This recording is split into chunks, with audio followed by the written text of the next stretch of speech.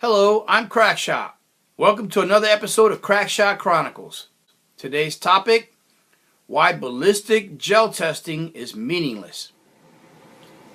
Now, sometime back, the FBI determined that they needed to find out how much penetration a bullet needs to do inside of a human body in order to stop a bad guy from doing evil deeds. So they took ballistic ordnance gelatin as a medium to test this theory. And they came up with 12 inches as the minimum for the FBI standards. That is the new protocol. Well, here I have a ruler or a yardstick, and it is taped off. As you can see, here is 0 inches, and as you go further back, it comes back, and when you hit the 12-inch mark, I've taped it off. So this represents how deep a bullet needs to penetrate into a human body in order for it to be considered effective by the FBI. Problem I have is that ballistic ordnance gelatin does not mimic a human body. For one, the human body has bones, it has ribs, it has a breastplate, it has skulls, it has a spinal column. The human body has muscle, dense muscle tissue that's much denser than the ballistic ordnance gelatin that the FBI uses. The human body has fat tissues that also are a medium for which the bullet has to penetrate through after it goes through the outer layer of the skin, but before it reaches the dense muscle tissue like in the chest and the pecs. And then it doesn't even consider the bones. All that taken under consideration is missing in ballistic ordnance gelatin. So ballistic ordnance gelatin doesn't replicate exactly the way the human body reacts to being shot. Now they show all these temporary wound cavities and permanent wound cavities, and all that's great science. But those wound cavities only occur in ballistic gelatin. In the human being, yes, there is a similarity. You know, the human body is mostly water, so it's going to create a hydrostatic shock wave, similar to ballistic gelatin. But nowhere is it going to be to the magnitude that ballistic gelatin illustrates.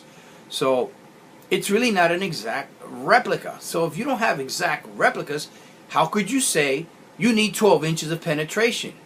You don't know what you're going to need. Why? Because when you shoot a particular bullet into ballistic gelatin and it reaches that magic number of 12 inches of penetration, there is not a guarantee on this planet that when you shoot a human being armed with, say, a tire iron coming at you, and you shoot him center mass in the chest, there's no guarantee it's going to penetrate 12 inches. It may penetrate less. It may penetrate more. You don't know. It depends on what time of the year it is. If he's wearing heavy clothing and he's layered with a whole bunch of clothes, especially if he's using clothes that uses Gore-Tex as an insulator, and you're using a hollow point, that bullet is not going to expand inside of him the way you expect it to. It's going to get clogged up with material, and now it's going to turn itself into a full metal jacket. Well, no, not a full metal jacket, but it's now a solid projectile. And solid projectiles don't expand. So if you have a bullet that's over-penetrative, it's going to go through and through, instead of expanding and stopping inside the body, which that may not be what you want your bullet to do for you. If you have a full metal jacket and it goes through, well, you've solved the problem with the expansion, but the more layers of clothing that bullet has to penetrate, the weaker it gets before it reaches the vital organs. And again, it has to go through bone, and there are no bones in ballistic gelatin. So the only way they can really mimic ballistic gelatin is to shoot human beings who happen to be alive. Because even if they shoot cadavers, they don't have the same muscle consistency, you know, the what's the word I'm looking for? A density in their muscle as a living tissue. So a lot of people say, well, let's just shoot at pigs. It'll take go to a farm, slaughter a pig, they'll take half the pig, put it up on a hook, shoot it. Well, that doesn't tell you anything either, because that just tells you what the bullet's going to do in a pig. Well, I don't know if you've noticed this, but human beings aren't pigs. Well, some of them are, but they're not manufactured, in the same identical conditions as a pig.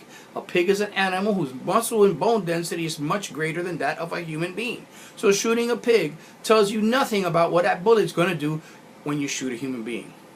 It can give you a more or less, but not an exact. And if you really want to say, well, this is what you need, then you need to be shooting at living human beings to find out exactly if this is what you need.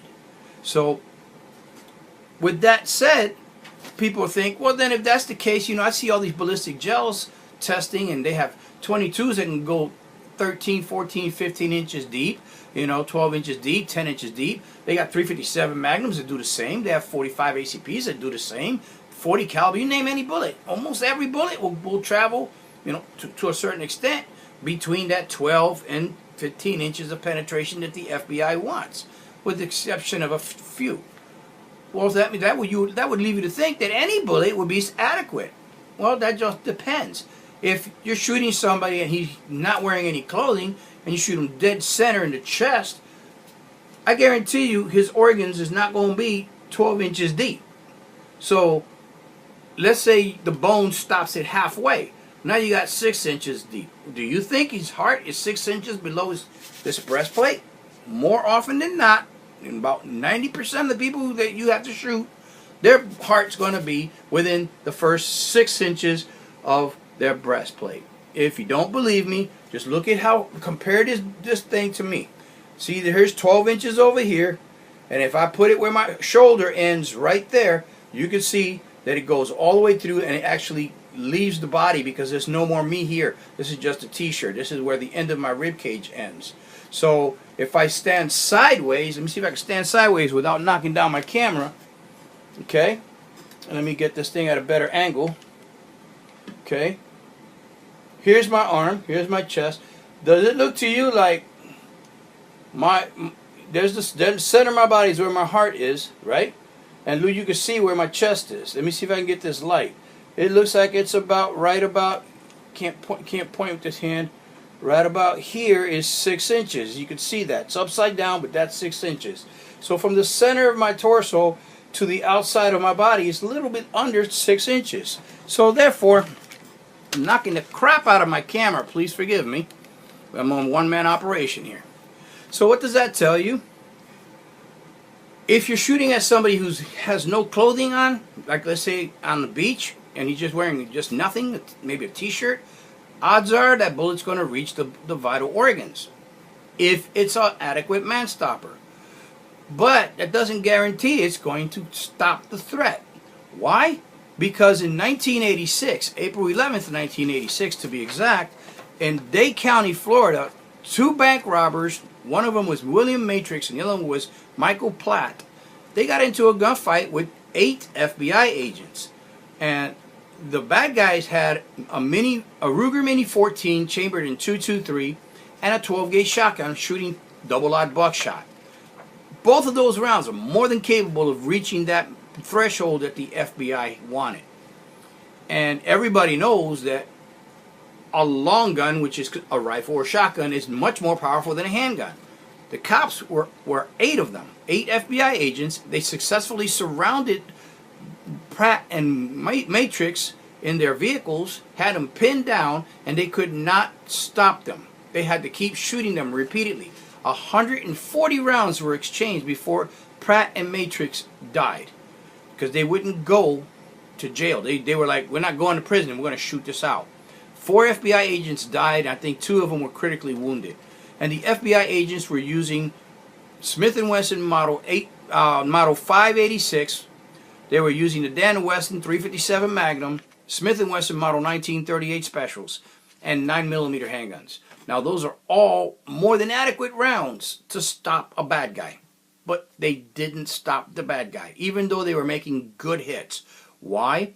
Because Ballistic Gelatin told them 12 to 15 inches is what you need. And these guns all can reach 12 to 15 inches. Yet they did not stop the bad guy.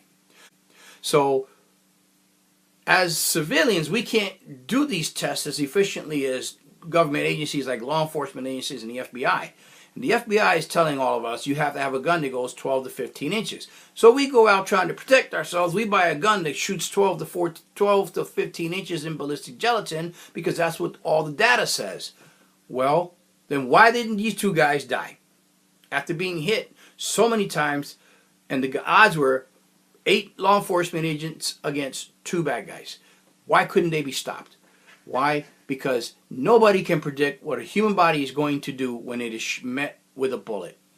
Unless you shoot them in the brain and hit the medulla oblongata to shut them off, or hit them in the central nervous system where you can paralyze them immediately, they're going to still be in the fight. Because as long as their brain is oxygenated, if I say that word right, they're going to still have full use of their arms and legs. And how much effort does it take to pick up a gun, point it at somebody, and pull the trigger? So because of all these reasons that I've discussed here in this video, collectively, I have concluded that ballistic ordnance testing, it is meaningless in the real world scenario of a gunfight. So when you go selecting a type of ammunition or gun caliber for you to protect yourself, don't listen to those to the statistics. You have to go on a case-by-case basis. The gun isn't going to help you save your life. You are. You're in the fight, not the gun. All the gun is a tool. As long as you shoot well-aimed shots and hit center mass into the vital organs, the ones that are going to shut him down, you will survive the gunfight. If you like this video, please click like and subscribe so you can get more like it. I appreciate your viewing this and staying for the whole duration of this video. Don't forget to comment, and thank you so very much for watching Crack Shot Chronicles. Good day.